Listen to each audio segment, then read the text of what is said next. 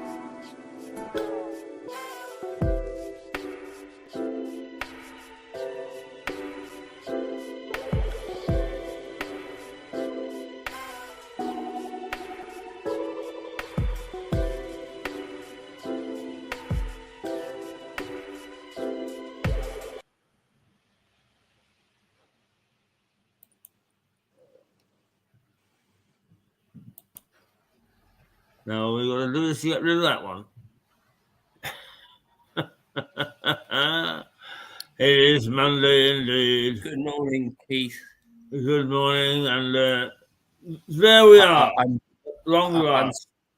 I'm sorry I didn't see you yesterday. I had in fact, what was a rather pleasant family. You're live, surprise. By the way. Sorry? You're live.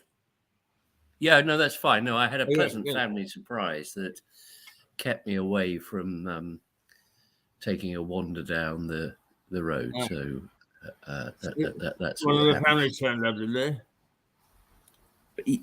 Yeah, and it was not in a bad way. And as I think Phil sometimes has this, adult children just turn up when they want to turn up, don't they, Phil?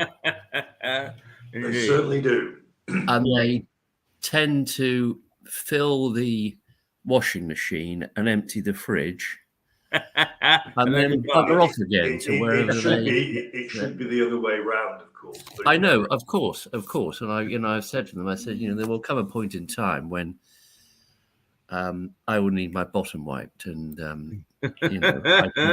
I didn't procreate to have 3 daughters who aren't willing to nurse me. I won't tell you what the answer was. Keith, Ida's joined us. Yeah, as you probably know, Keith, I may have told you this. Every Sunday since the start of lockdown, my family have had a Zoom on a Sunday evening meeting, principally because I've got elderly in-laws and their children, of whom my wife is one. They've got 4. The other 3 live a long way away. Just like to see them and check up on them, and and it's a chat, and how are the grandchildren and all that sort of thing. But since the start of lockdown, which is quite a long time ago now, and Phil will confirm this, I've done a little quiz every week for them, based sometimes on a subject, based sometimes on news. And I thought I might, on our Monday morning, and Phil knows the answers to all of these, of course he does. I'm not going to give you all the questions, Keith, but I'm going to ask you a couple of them, if that's okay. Are you all right with that? Yeah, I probably don't know the answers, but still far away. Okay. I'm going to find something that I think you will know. Last Thursday saw the 60th anniversary of the loss and the arrival of 2 characters. Who are those? And Phil knows this. Who are the 2 characters, Keith? This is good. This is good for your mental health, I promise you. Yes, I'm sure it is. So if you do the maths, 60 years ago, it was. I would imagine you were living in Vancouver at the time. I would think that I was, and I remember reading about this and even reading it on the news. And I'm afraid I suffer from short-term memory. No, I would need some thinking time. No, it was the assassination of JFK. Ah, right. And the birth of Benjamin Britten. Sorry? No, no, but that wasn't 60 years ago, Phil. Oh, I see what you mean. Sorry, I don't. So it's not just the same date; it's exactly the same day. Yeah, all right, Richard. I've misunderstood. That JFK was lost, and Doctor Who had his first broadcast. Yes, I actually remember the day that JFK was, as most people do, but in fact, I was at university, and a naughty boy, I slept in. And I went and got on the bus that went along University Avenue, and somebody said, "This is dreadful, isn't it? This is dreadful." And I nodded very sagely and said, "Yes, it is," not knowing what the hell they were talking about. You simply didn't know? No. Simply didn't know. I scooted out of my bed to try and get to a 9:30 lecture. And the university was sort of 10 minutes away on a bus down the University Mall. And the people were talking in little clusters, and there was only one or two people on their own. And one of them said to me, "It's just dreadful, isn't it? It's just dreadful." I hadn't a clue what she was talking about. I found out soon enough when I got onto the. She told me that I got onto the campus, and of course they immediately closed the university down. Which being good students, despite the enormity of what happened, is we all then scooted down to the pub to watch everything on television. Yes, that's the flimsiest alibi I've ever heard. The only things I can sort of equate to that, I remember being a student when we had the Great Storm, and I lived on the 4th floor of a house, right at the very top of it. And I slept through this storm, and I woke up, and it was a house on a square, Wellington Square in Oxford, and all these massive trees had fallen down. And I thought, what's been going on there then? And the other one I remember is being in Court 1 in Lewes, when a chap who became a very good friend of mine, who, despite being a journalist, I have to say, Keith, there are some who are okay. Mark, he was covering a case I was doing, and at sort of 4:15 we rose. Court ended for the day, and he came over and he said, "You've not heard, have you?" And I said, "No," because no internet or anything. He said the Twin Towers have been taken down, and that's how I learned of that. I don't know where were you, Phil, when you learned of the Twin Towers? I honestly can't remember. No. I remember watching it either live or nearly live. Yeah. And those images are imprinted in my mind. But where I was, I know where I was in the Great Storm. I was in Jackie's flat. This is before we were married. In Belfast. Dirty young man. Sleeping on the sofa, slept through it. I was at Lytham St Anne's, of all places. I've never been there before, or never since. But what the hell were you doing in Lytham St Anne's? I can't remember what company it was now, but I've been asked to brief their executives on meeting the press and that sort of thing.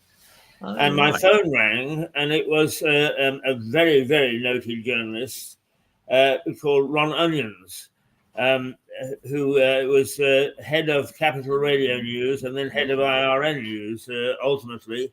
And he said, "I am not joking, Keith. Don't think that I'm joking." And then he told me.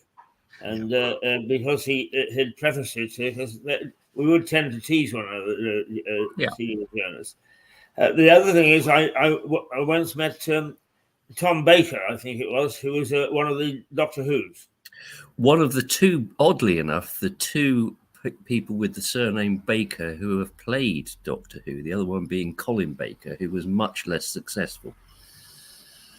Lytham St Anne's is in Lancashire, and today is Lancashire Day. No, I know where Lytham St Anne's is. I'm not. It's the posh bit of Blackpool, isn't it? Did you know it was Lancashire Day today? I get the feeling that you feel that every day is Lancashire Day. On this date in 1295, Lancashire representatives went to the then Common Parliament under Edward I. Oh, right. That's interesting. And I suppose that there's still that odd thing that, well, there's the Duchy of Lancashire, and then if people wish to cease to be the Duchy of Lancaster, isn't it? Lancaster, and if MPs wish to cease to be an MP, yeah, there's something Lancastrian about that, isn't there? Yes, there is, but I can't quite put my finger on the specifics. No. So, Keith, you've got one more question, which will segue. Do you know what? I ought to do this for a living, frankly. It will segue beautifully into what we're going to carry on talking about today. What does segue? What's segue? I honestly don't know what the word segue means. Right. Do you want me to buy you a dictionary for Christmas? Go on, carry on. There is a female history professor who works out of the University of Utah in America. And she has a modestly sized bottle of formaldehyde that she keeps on her desk. What does it contain?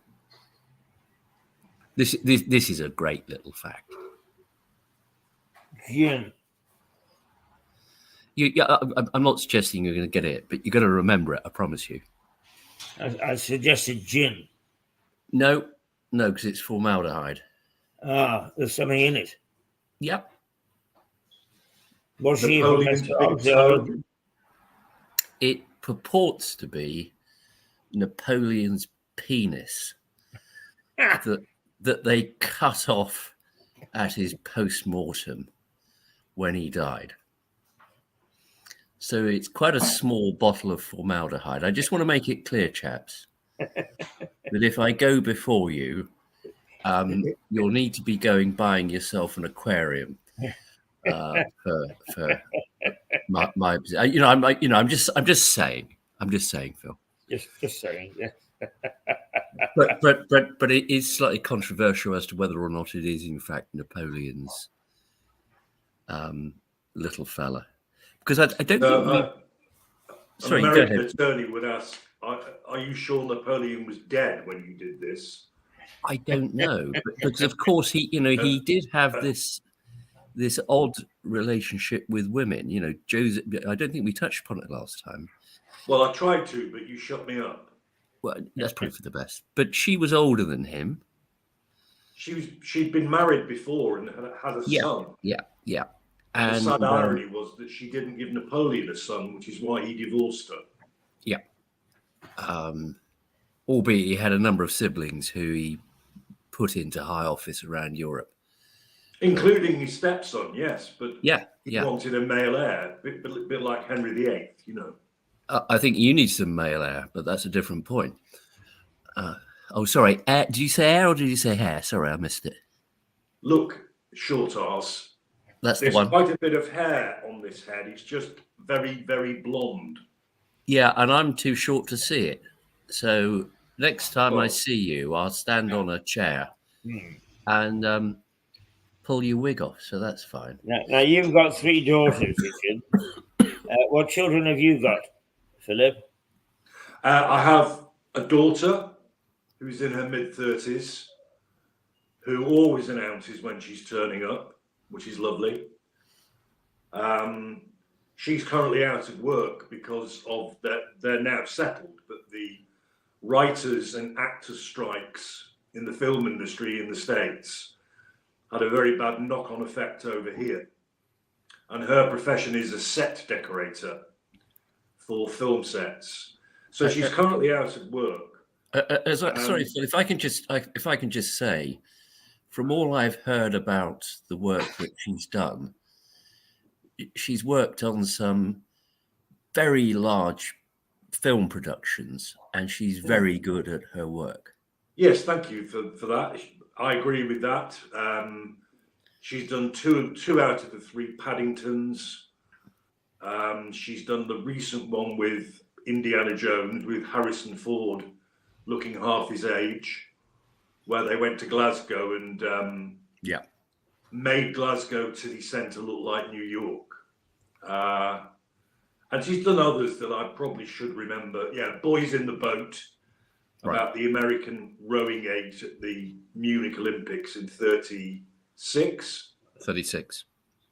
Based on the book. Yeah, she's done loads. But she's just had a kick in the teeth. I've got to have a call from her later, because she's now unable to pay her rent, and she went for universal credit, and they've given her virtually nothing. Yeah. It's the bank. It's the bank of mum and dad, isn't it? Yes. Well, as you well know, Richard, that's not. There has to be a limit to that. I'm on state pension now.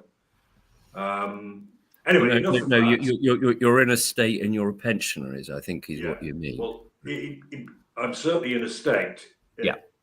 Sorry, to answer Keith's kind question. Yes, please do. I then have 2 sons. I have Charlie, who's in his early 30s. He starts his new job today as a solicitor with Southwark Council. He never tells us when he's turning up. He's turned up twice in the last 10 days with no notice whatsoever. Emptied the fridge and buggered off again. Yeah. And then my youngest, who again always lets me know, is Oliver, who is 24 this December. He's the one who, as you know, has just got a first-class degree from the Guildhall. He is a teacher. He's picking up work more and more, and he does his own live music, and he gets paid for the like. So, yeah, Charlie and the boys are keeping their head above water. Yes, I hope. Yes. But Jess is she's in a bit of a pickle at the moment. Not of her making, by the sounds of it. Entirely not. It's a She side submitted wing. all the evidence. I mean, they've treated her. You know, she's not a complainer, Jess, but she just said they were just rubbish. They refused to accept even my lease that tells them how much rent I'm paying. That's not. She was told that's not enough evidence. But there we are. Enough of that. That's not what this podcast is about. But so they're my children, Keith. Well, interesting families. I've just got one daughter, and I must say that I've never thought about the loss of not having a son. I've been perfectly happy and satisfied with her. But I wonder if I could take just a moment, because Philip has stirred a memory, talking about the actors' strike in Hollywood. Because the actors' strike in Hollywood caused me one of the most embarrassing moments of my life. Because the actors were on strike, they moved all the film production up to Vancouver, which actually had the best sound stage anywhere in North America. Phil, if he starts talking porn, I'm going to close this down. I just want to make it clear, okay? Well, because he may mention you and what you've done over the years. No, sorry, Keith. You go ahead. But all journalists that appeared on television in North America had to belong to ACTRA, the Association of Canadian Television Radio Artists. And so we were offered bit parts. And I was offered a bit part in Carnal Knowledge with Anne Margaret. I told you, Phil, I told you. You were right, Richard. Bye-bye, Keith. We've got to go now. Yeah. It's Well, it's just an the best part is instinctive thing. He gets that twinkle in his eye, and you know it's something to do with his past. I So what was rolled on a bit, and I found myself in Belfast, and a chap came to who was a producer, and we looked at one another and said, I know you, as you do. But we didn't pursue it too far in case we'd punch one another on the nose or something. And eventually, in conversation, he said, oh, I worked in Vancouver. I said, so did I. CBC, so did I. What I liked about Vancouver, he said, was we all got these bit parts in movies. And I said, yes. Which movie were you in? And he said, Carnal Knowledge. And it was a moment I could have that great line because I said, I didn't recognize you with your clothes on. Is it possible? I think we can segue, Phil, away from our meant to be topic. We can do that later in the week because I'm interested to hear more of Keith's stories about this. If that's well, okay with you. This one has a sad ending because I found myself in Maine, in Bangor, in Maine, and I was invited to meet some people, and people got talking stories, and they got around to the film industry, and I told this story, and they said, "Oh, that's very hilarious," and 24 hours later, they came back and said, "We're throwing a party for you, and we're getting the video of Carnal Knowledge so that we can all watch it." And I thought, "Oh my God!" And they got the video copy of Carnal Knowledge, and both this chap that I knew in Belfast and myself had gone onto the cutting room floor. We went in it. So you were in Carnal Knowledge, and then you went to Bangor. Is that what you did? Well, is that one word or two, Phil? Yeah. I went to Bangor, but she refused. Yeah, quite. I fed you a line there, Richard. You did.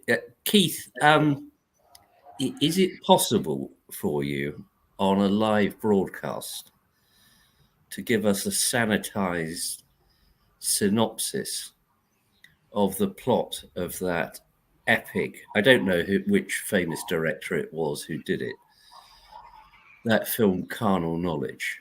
It's not part of the oeuvre that I'm particularly familiar with, but to be quite honest with you, I've forgotten it, except that it had Anne Margaret and another famous actress in it, and they were naughty. Yeah, I sort of somehow thought that might be the... Now, Keith, there are two things, okay? There's the plot of a film where you've got a bit part, and there's your real life. Now, which of these do you think this relates to when you were in Vancouver? I'm just asking, not in a bad way. You know. Well, Carnal Knowledge was groundbreaking in as much as no director or producer had dared sort of show any part of the anatomy before. When was it made? It's got to be about around 1960 or so, I suppose. At which time I was very young and very active, and so on and so forth. So we don't want to go there. We don't want to go there. No. Well, we didn't talk about it, and the film actually explained it for us. And all you had to say to somebody was, "Have you seen Carnal Knowledge?" You've suggested that Carnal Knowledge was groundbreaking. I have to say that in my experience of such matters, I've never actually broken the ground. So I take my non-existent hat off to you, Keith, because you achieved something there that the rest of us didn't. It may well be that they thought you were just too much for the other actors in it, and that's why you ended up on the cutting room floor. They were saving you for I want to say a bigger part, but maybe that's not the appropriate way to put it. I don't know. So just to summarize this, Keith, I don't mean it in a bad way.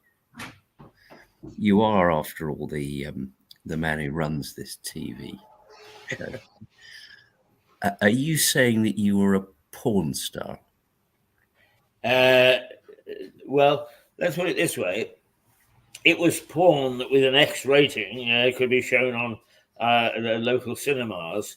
But I suppose, yes, because I believe that they were very kind, and that those of us who were extras only had our backsides filmed, which was just as well. Keith, my I bacon and eggs are coming up. I'm feeling a bit queasy now.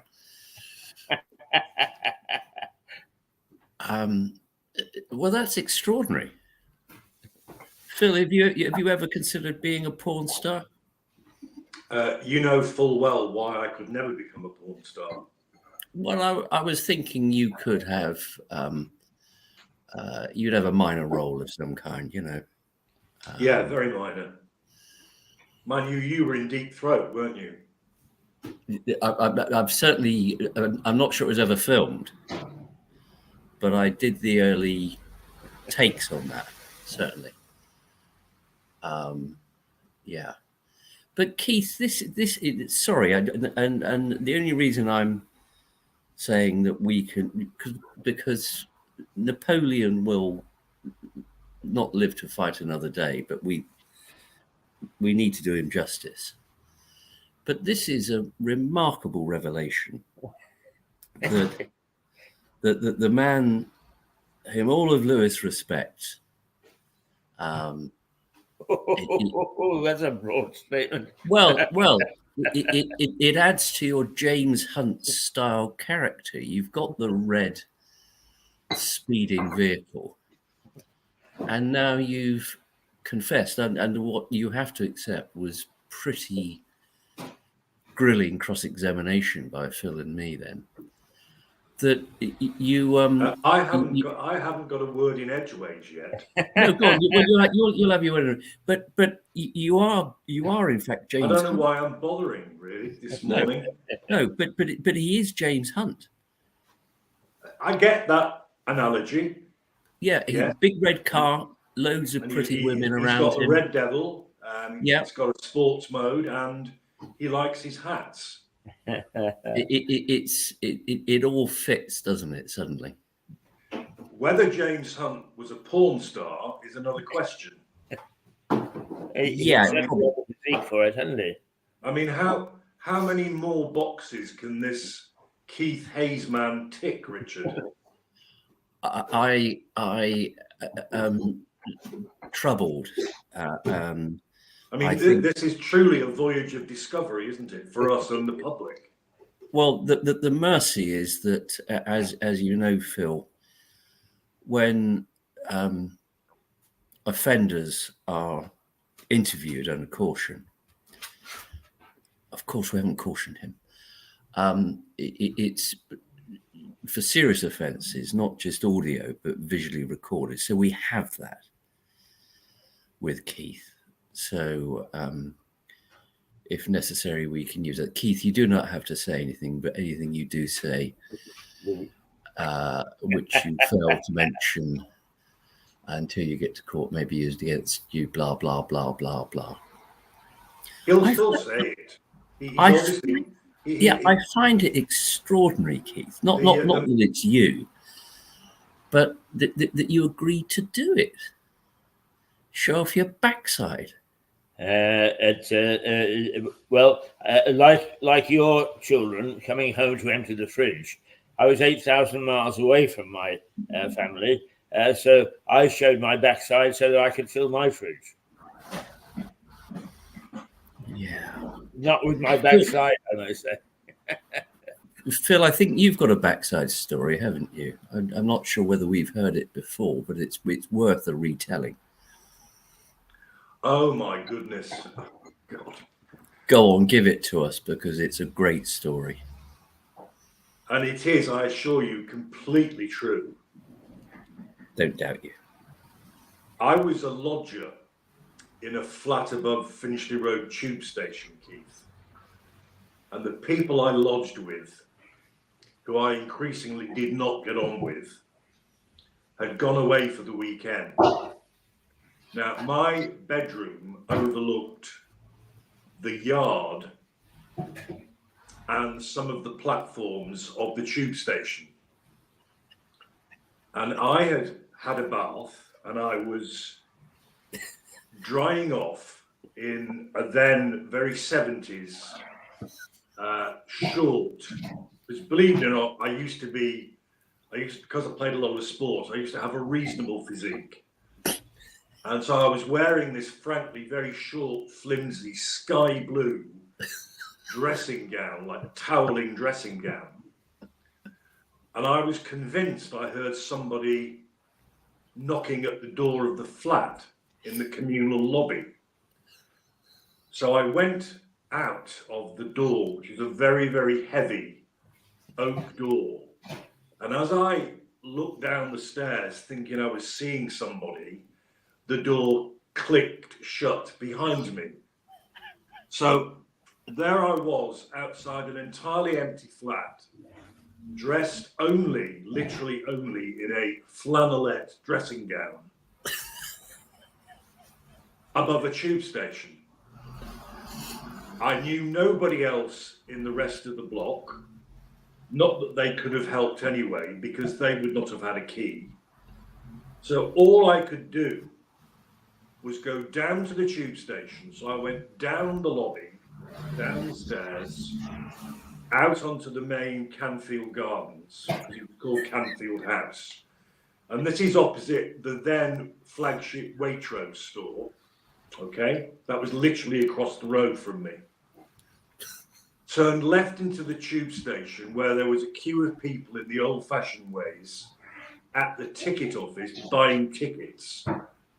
So I joined the queue. What amazed me, and still does, is that nobody batted an eyelid. To them, I was just another nutter. Anyway, my turn came in the queue. To the relief of the ticket man, all he could see was my shoulders and above. And I said, I've locked myself out of my flat above your station. My bedroom window, I think, is open, and it's above your yard. Do you have a station manager with a ladder? And they did have a station manager with a ladder. And out came this huge Afro-Caribbean bloke who absolutely wet himself. It had made his year, not his day. Anyway, he escorted me to the yard, got this ladder out, but the ladder didn't quite reach. So we had a subroof outside the flat, but to get to my bedroom window, how I did it, the thought of doing it today is so scary. But I managed somehow to use a ledge, and I got to the open window, thank God it was open, and I hoisted myself in. Unfortunately, the old-fashioned windows have that sort of nipple, for want of a better word, that you put the handle on. Yeah. Well, the belt of my dressing gown got caught on the nipple, and I was stuck. I was stuck like somebody hanging off a clothesline like that. And then I felt the draft behind me. And the combination of the wind and the movement of the trains off the platforms had lifted my dressing gown, and I was therefore showing at least my arse to the world. I finally managed to drag myself up off the piece of metal and literally fall into my bedroom.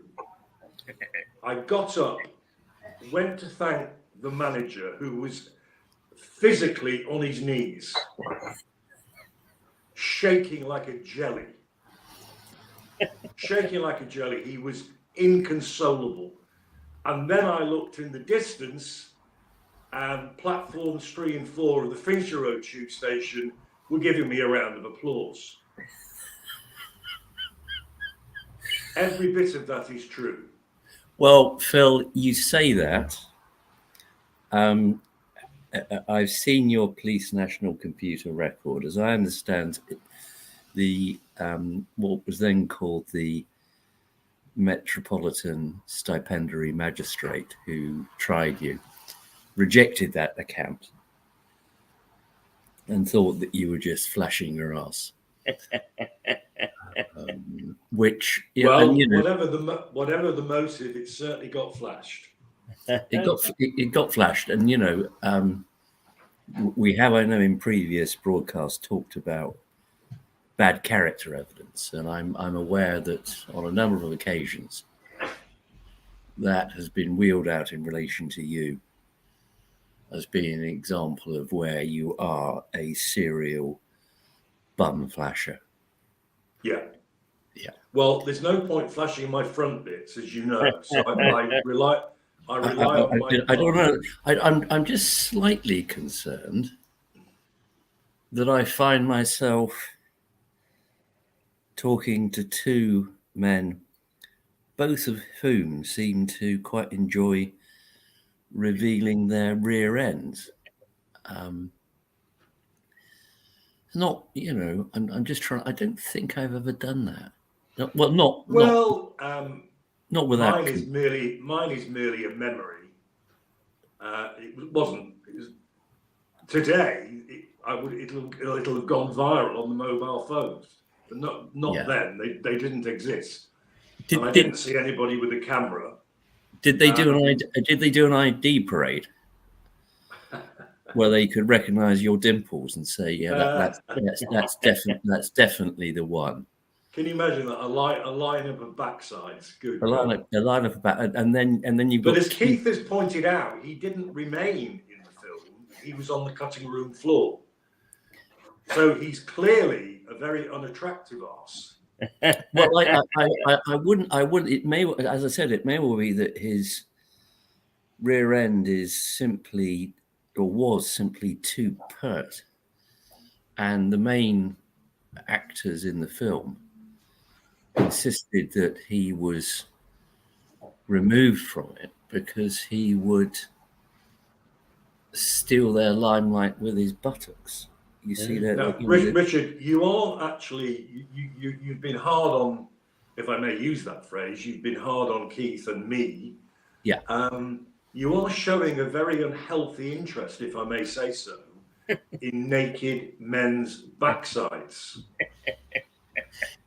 It's you seem fascinated by the topic. The way I see it. Well, that's the point. It is the way you see it. Yeah, I as a child, I love to go to the churchyard and do brass rubbings, and that's sort of just turned into arse rubbings in the fullness of time. So, these things do.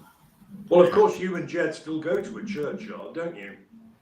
Oh, yeah, Keith knows that St Anne's Churchyard is in fact a little haven of wildlife, which is a joy for all of us. I don't know if you ever go there, Keith. Maybe not. Just occasionally, I do have the need to go to St Anne's once in a while. Yeah, they've now got the slope up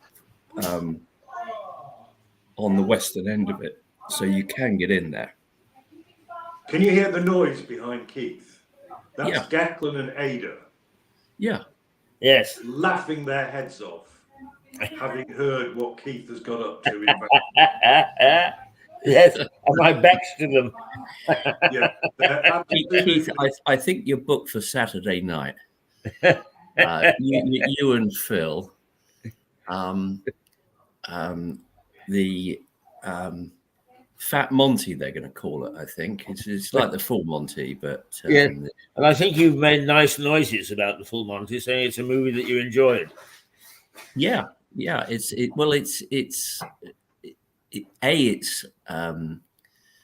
homemade in the sense that it's from this country,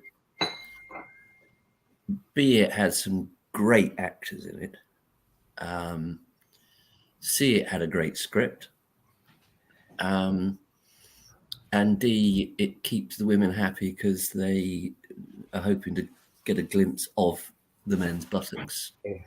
I was discussing this many years ago at Reuters with an American colleague, and he was saying just how very popular the movie was. And I said, well, the accents and so on. And apparently they put strap lines along because they were afraid that American audiences wouldn't understand a word of what was being said. I'm sure of that. Yeah, subtitles are there. It's like the Alan Bennett play that got turned into a film, which in this country was called The Madness of George III. And when it got released in America, they changed the name of it to The Madness of King George, because they were concerned that Americans would say, gee, we don't need to go and watch that. I've not seen the first two anyway.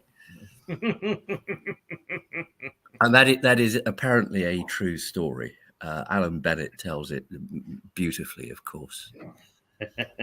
Well, last week at the Bradford Town Hall, was a performance of The Barber of Seville, sung purely in Yorkshire dialect.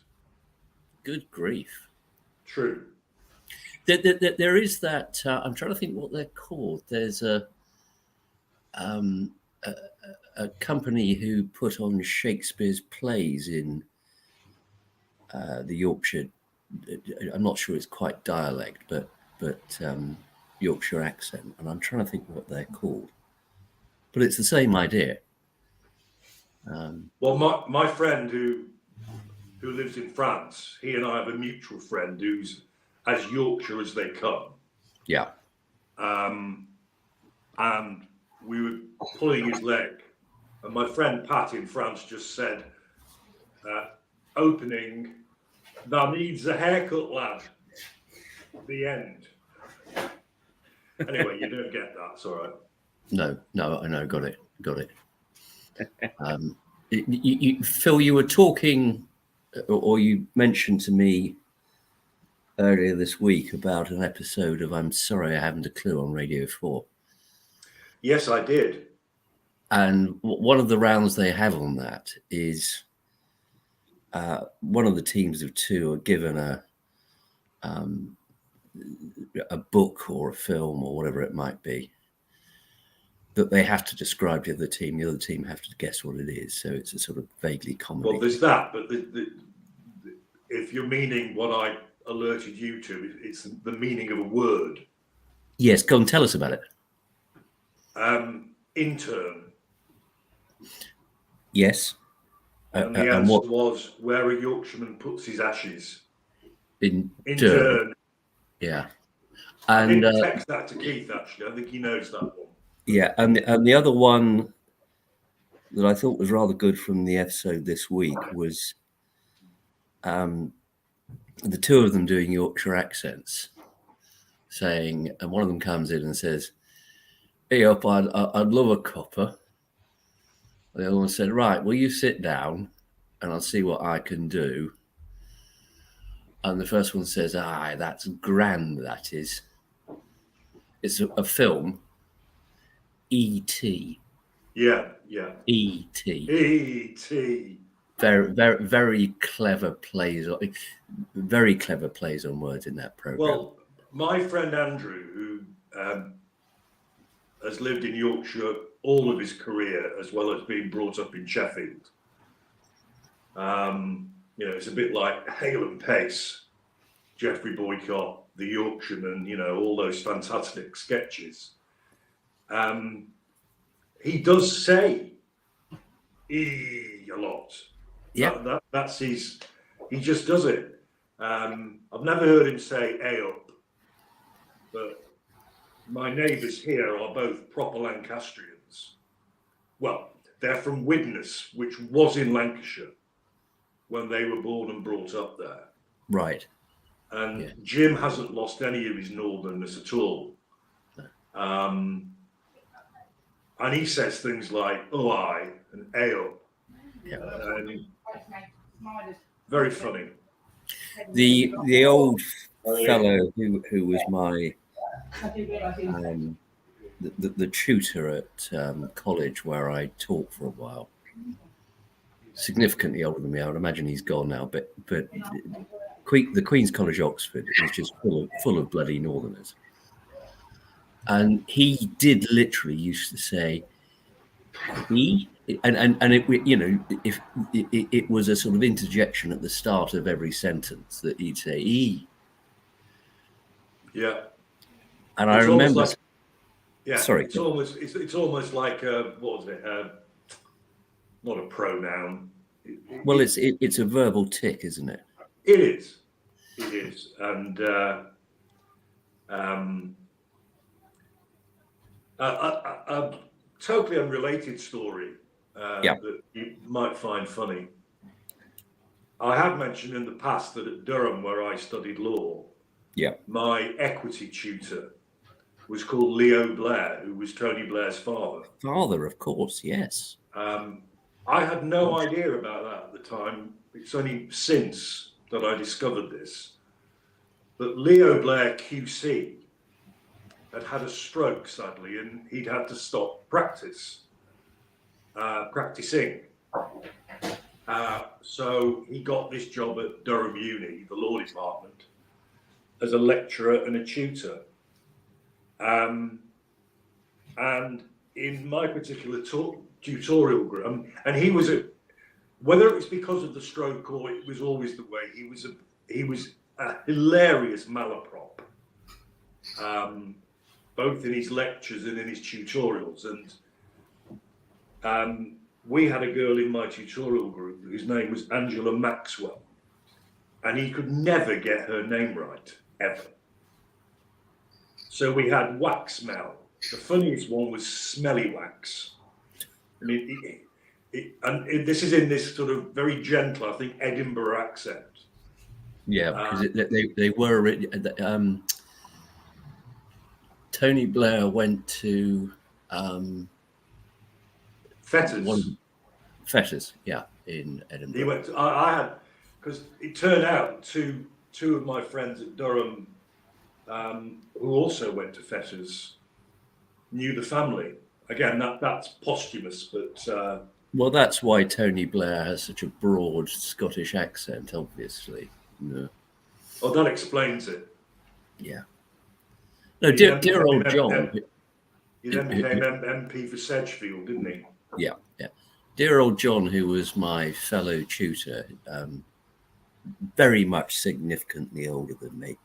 I imagine he's no longer of this parish. I recall saying to him the first year that I started tutoring there, and after that first year, I would go and do the interviews because he hated students. He wanted to get on with his archives. He didn't want to teach people. And I said to him, I said, we've got this student who you chose last year, who just doesn't seem to be quite capable. Just out of interest, why did you choose him? And he said, well, this, and I'm saying what he said. I'm not saying it with any approval at all. He said, I was in my room, and this chinky came in, and he had a Glaswegian accent.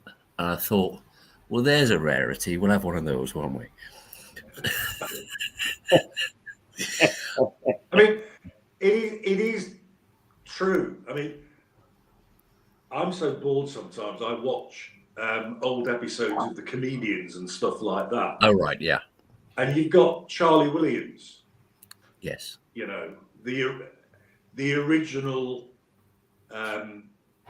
Yorkshire black guy with a broad, at least mixed race, certainly, yeah. Ooh, yeah, maybe. Don't know. Yeah, no, I'm pretty confident he was mixed race because I used to go and do some work in Lincoln, and right up by Lincoln Cathedral, so the top end of town, the nice bit of town there was a butcher's shop that sold fantastic pies. And the bloke in there, I was just convinced was Charlie, because he looked like him and he sounded like him. And I'd always go in and buy a few pies and bring them home when I was there. And I was sort of in my mid-20s. I never plucked up the courage to say, are you related in any way? Because it was a dead spit in terms of the look. Well, it reminded me of his, I thought, superb comic ability to take any sting out of colour. Yes. As an issue. Yep. Because he'd meet it head on. So there's one, they did a big charity bash for the blind, actually, that I watched recently that had all of them on, including that gobshite Bernard Manning, but there we go. Yeah. And Charlie comes on and said, you may have noticed I can't do the Yorkshire accent well at all, but you may have noticed how I look, what I look like. Well, I'm here to add a dash of colour to the proceedings. So he met it head on. Yes. Straight away. Yes.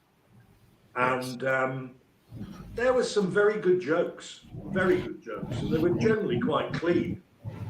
Really. Yeah. It was only Manning. The comedians, that program generally was clean. Some of it was a bit hackneyed. It was a bit.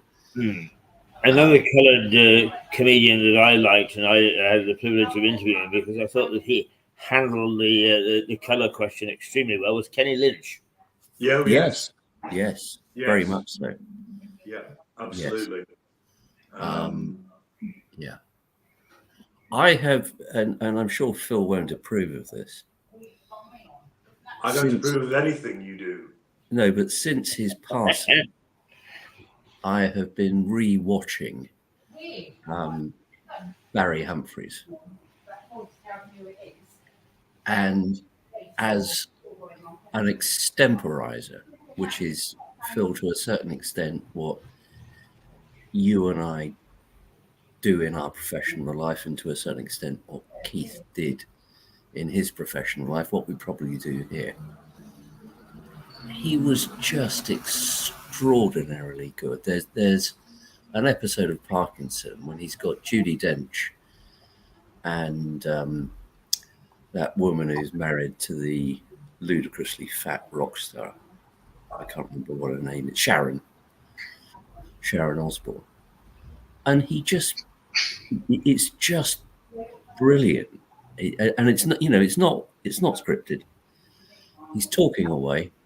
Parkinson. What, as Barry Humphries or in character? No, in character as Edna Everage. Yeah, I never got Edna. I got Les Patterson big time. Yeah, well, of course, yeah. No. Edna is by far in that particular interview. Michael Parkinson asked him about his children, and Edna says, "Well, my daughter is a serial shoplifter, and she goes around shoplifting at Wakefield all the time, and she's been wanded down in the back room many times by this burly security guard, and then she gives the name of the security guard, which is a woman, and she said, minute she's wanding her down, the next minute they're in IKEA buying furniture." And then Parkinson says, what about your son? And she says, yeah, he made a dress for me. He's so skillful. And she said, do you know my son? He's a practicing homeopath. He came into my bedroom one evening. I'd had a couple of Valium and an Ovaltine. I think that's what he said. he'd come back from a Stephen Sondheim, and he said, "Mum, I'm a practicing homeopath, and as is my roommate." And it goes on to say, lovely roommate, Judy Dench. You'd love to meet him. He comes from Boston. He was a choir boy, you know, and he toyed. he toyed with the priesthood when he was younger. It's just. There's nothing rude about that, but it's just beautiful wordplay, I think. So carry on. It's slapstick, isn't it? It's carry on. Well, it's slightly more subtle than that. And towards the end of this interview, Parkinson says, "Well, thank you for coming along and answering my questions." And Barry Humphries said, just completely off the cuff, he said, "Well, what would have been the point of me coming along and not answering your questions? Let's be fair, Michael." Can you buy that online? Yeah. Give it another try, Phil. I know you have your reservations, but I may do that. At the moment, I'm struggling genuinely with an extremely decreasing battery. So I may just conk out, but we have done nearly an hour. We've done nearly an hour. I don't think we've mentioned our main man yet, who we leave, and it's probably appropriate because it took him some time. We leave him tramping back from Russia with the remnants of his army. And we can pick up his story maybe on Friday, perhaps, if that's okay, Phil. Well, I've agreed to do it for a number of episodes now, but you keep extemporizing. Well, I'm sorry about that, but I like having a chat with the pair of you. I know that sounds a bit weird. You and your chats. Yeah. Anyway, we cover a lot of interesting ground. It's interesting to hear buttock stories, but I think we've probably had enough of those. Would you like me to put a bin bag on your scooter? Because the seat's getting wet. That'd be very kind. No, he doesn't need it because, in fact, he's going to take. He'll get No. He's going to take his trousers off anyway because he's been telling us about how he's been showing his bum.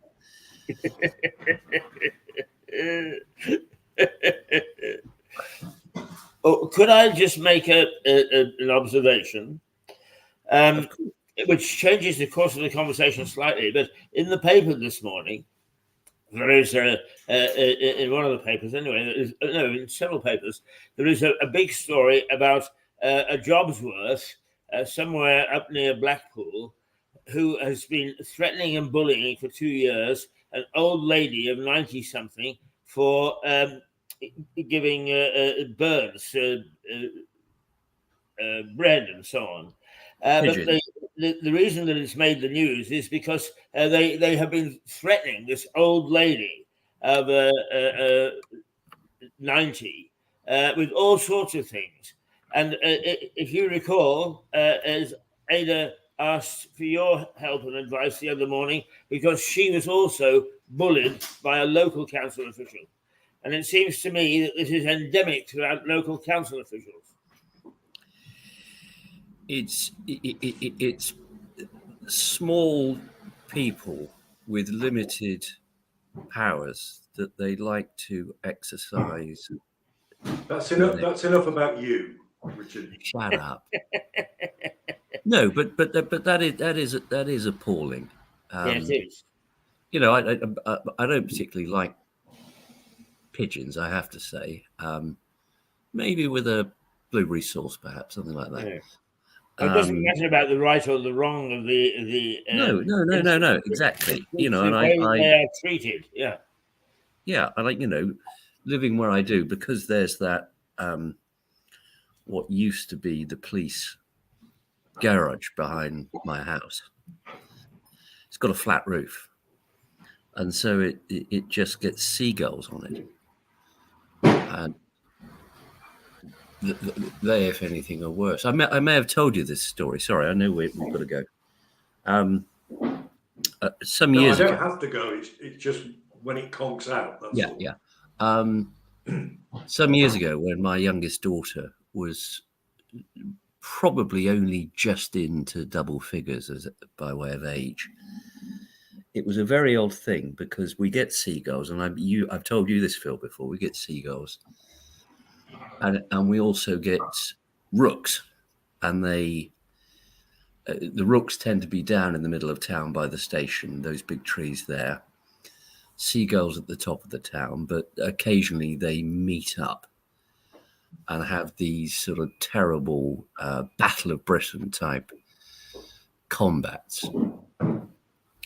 And I was in my first floor lavatory.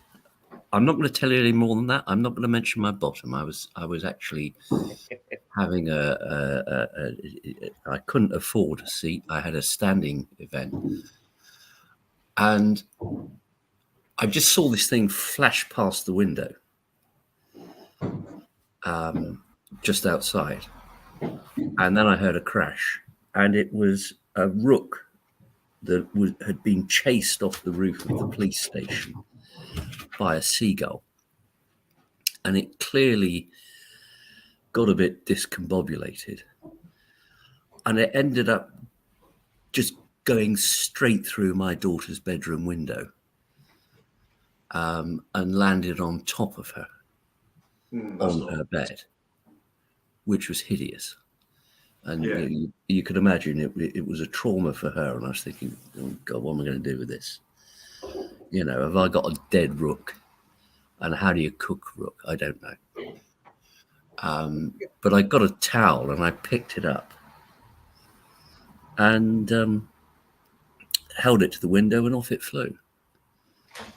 But you know, there is an interesting little thing in Lewis. The conflicts between the seagulls and the rooks, they really do deeply hate each other.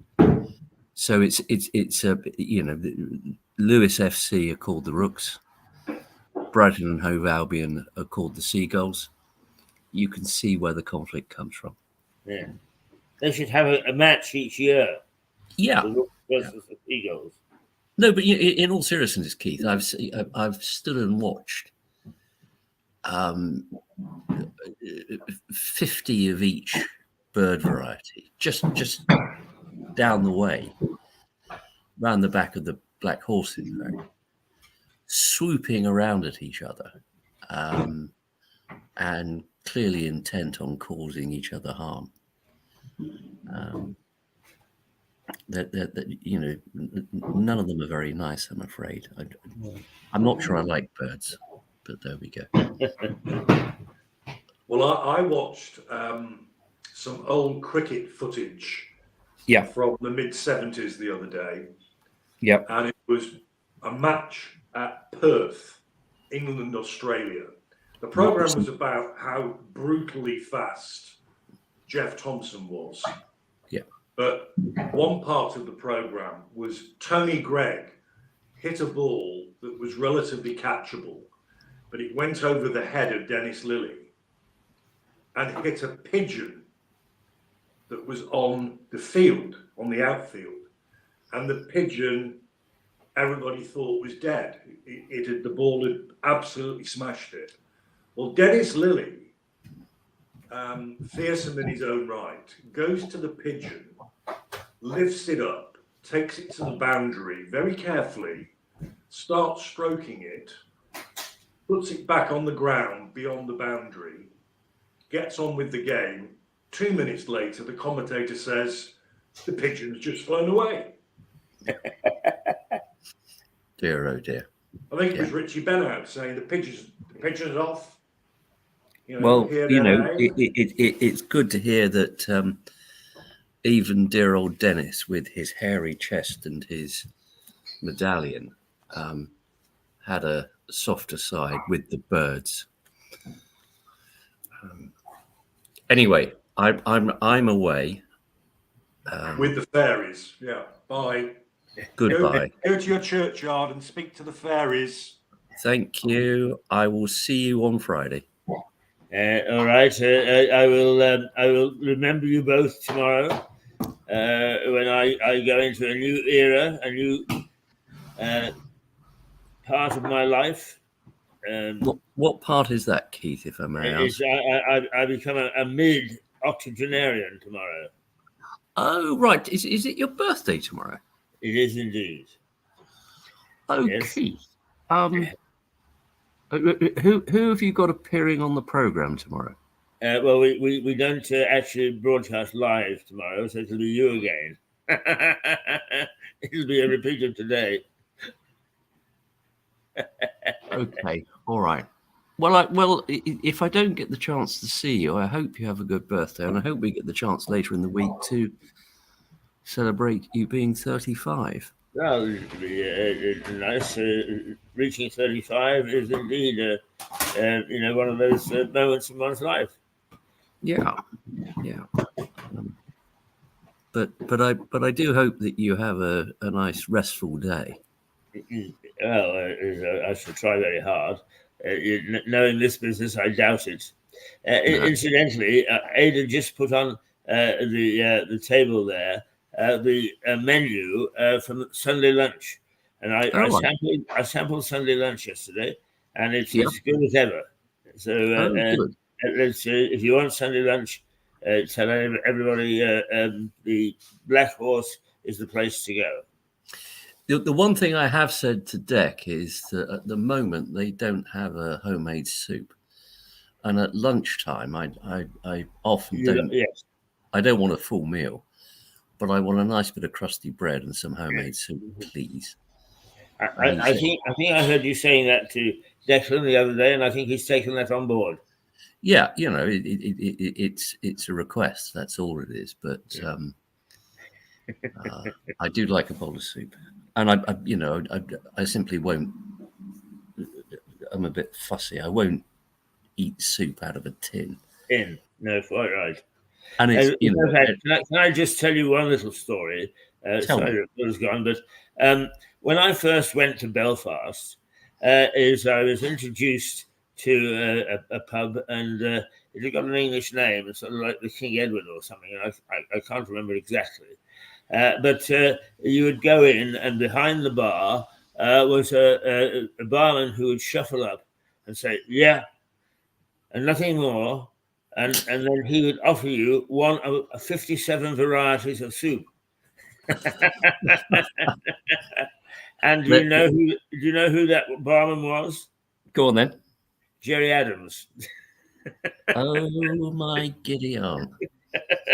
There's a lovely shop in Liston Varna, which is the in County Clare. It's effectively the centre of Irish folk music, if not folk music generally. And I was travelling around Ireland, and I saw this shop, which was a tailor's shop, small village. I thought, why? How do they keep a tailor's shop going? And I went in and had a look around, and the bloke said, "You'll be wanting a pint of Guinness." And I said, "Well, yeah, that's nice." And then he just took me through a doorway, and it was a tailor's with a small bar adjacent to it, and that's how he kept the business running. was selling his yes. It's a feature of quite a number of Irish bars that they would have a little shop where you can buy sort of a carrot and a cabbage and a pound of tea and so on and so forth. And then you walk through to the back, which is the pub, and it's rather pleasant, actually, rather nice. No, it's it's you sometimes walk into bars on the west coast of Ireland with a degree of trepidation if you've got an English accent, but I confess I've never had any difficulties there, and I've had some great conversations with the locals, who of course were always willing to talk. Absolutely, and even occasionally listen. but not quite. Keith, I'm away. Okay, good to see you on Friday if I don't see you before. Lovely. You're a good man. Okay, take care. Well, there you are, the two Bs, and we actually actually had a chat about a lot of things. We often set out to talk serious and then talk nonsense, rubbish, but it's all very good one way or the other, and I'm glad that we do. Anyway, we shall be back with the news and a little look at that in a minute or two. And I'm happy to say that it's Monday and we've got through the first hour without cocking up too much. All right, just for the moment, until another 5 minutes or so. This is Keith Hayes with Mirador Television, full of rubbish and nonsense on a Monday. But nonetheless, I think full of rubbish and nonsense, which turns some people on. Twiddle pip.